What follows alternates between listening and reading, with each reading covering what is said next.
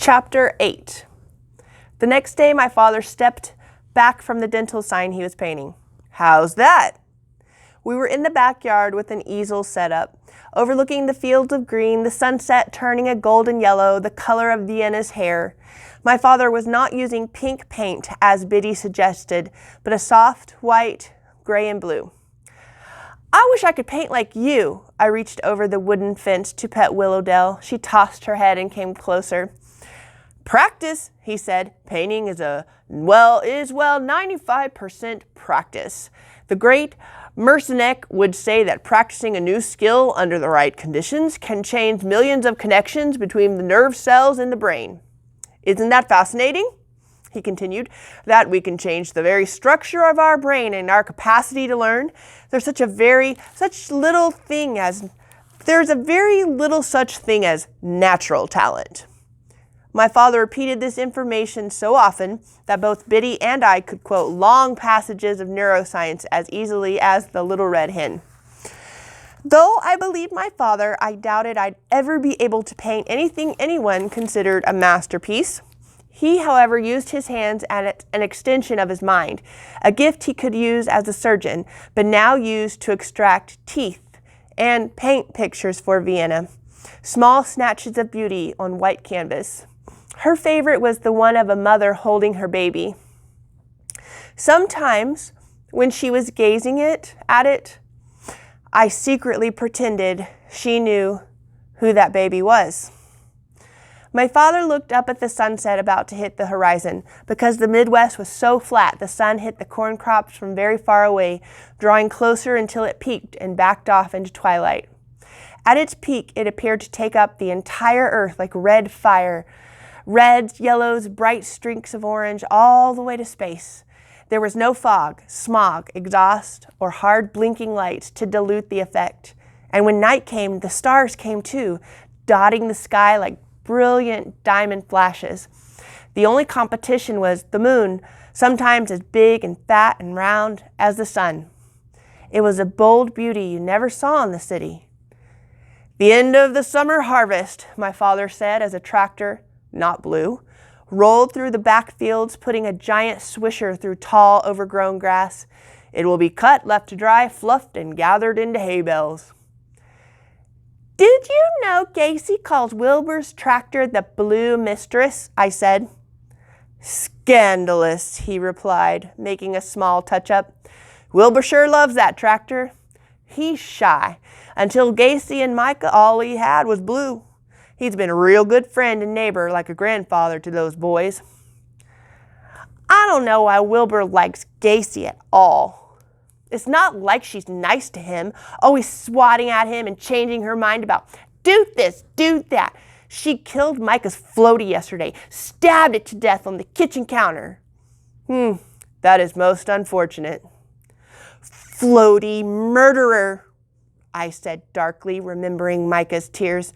"Just plain old mean. But even I don't blame Wilbur a bit if he never comes back." But even as I said it, I wondered, where would a farmer as old as Wilbur go? My father turned to look at me. "What do you mean, if Wilbur never comes back?" "Well, Daddy, he's always around and suddenly he isn't. We haven't seen him for days." Just then, Nana pulled into the drive, interrupting us. Biddy waved at me from the back seat as my father and I walked to the car. "Next summer," Nana said, loading up my arms with groceries, "Gwen and I are going to be gardening buddies, and we won't have to buy all this produce from the store." I followed her in, wondering how she could consistently forget I hated vegetables, especially corn. Biddy held up a cantaloupe. "Nana, let me pick the best one." A strange and familiar swoosh of terror went through me. My father came in and washed his hands, the gray paint swirling down the drain. Nana turned, hands on her hips. "I just spoke with Dottie at the grocery store. Wilbur didn't show up at the barn raising this past weekend, which is odd, don't you think? And he didn't come this morning to till my garden like he promised." "Gwen said he hadn't been around for a few days. Maybe he's sick or out of town," my father said. Nana shook her head impatiently. Why wouldn't he call? Send Gwen or Biddy over to Gacy's to ask if you're worried, my father said. I'll start supper. I don't think Wilbur's at Gacy's, I said. I already told you. He doesn't come by anymore. I think they had a fight. Maybe a lover's quarrel. Guinevere, Nana clucked. Wilbur is old enough to be Gacy's father. Do as your father says and go. No dawdling.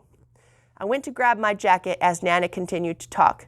And Dottie went to visit Miss Myrtle, and she said that Wilbur's tractor hasn't moved for days. And if anyone knows anything, it's Miss Myrtle. She keeps tabs on the entire neighborhood. Maybe he's fishing. Always did like a good fish fry. I don't think so, I yelled. That man, Nana said, exasperated. Ride your bikes. You'll go faster. Come on, Biddy, I said. And put a helmet on, Nana added. Biddy nodded and lifted the heavy cantaloupe over her head. My heart began to hurt at the sight. And make sure you stay on the right side of the road. My eyes were fixated on Biddy as she stood up onto her tiptoes and very carefully placed the cantaloupe on the edge of the counter. Slowly, she took her hands away. The fruit balanced precariously before settling. I slowly exhaled. Biddy walked toward me, but I continued to watch. The cantaloupe wobbled slightly forward. It's gonna fall, I whispered. Gwen? My father asked. Watching the cantaloupe, I found myself thrust back to the grocery store when I lost my mother, standing by a yellow sale sign. I could hear her light, happy voice. She walked easily then without shuffling. She was Mama, not Vienna. I was 4 years old and riding on the outside of the grocery cart, Watt holding on with both hands. She leaned over the bin of cantaloupes, knocking on them to get a good one. And I breathed in the smell right at nose level, earthy and slightly sweet. Biddy was 9 months old and strapped in her car seat, starting to fuss. Mama undid the buckle, picked Biddy up. Sweet Pea, she said to me, could you please hand me a pacifier for our baby girl? Sweet Pea. I always was her Sweet Pea. Had she known it was coming? She suddenly stopped and became still, her eyes locked onto mine. Sweet Pea. I remember her eyes, her dark blue eyes staring at me, the cantaloupe falling from her hand. Sweet Pea. Gwen, my father asked again, shutting off the sink and shaking me out of my memory. But my heart was pounding so hard I could feel the beat in my bones. Instinctively, I reached out both hands. I lunged forward, trying to catch the melon, but it fell, hitting the floor with a loud thud, cracking open. Too late. I covered my ears and screamed.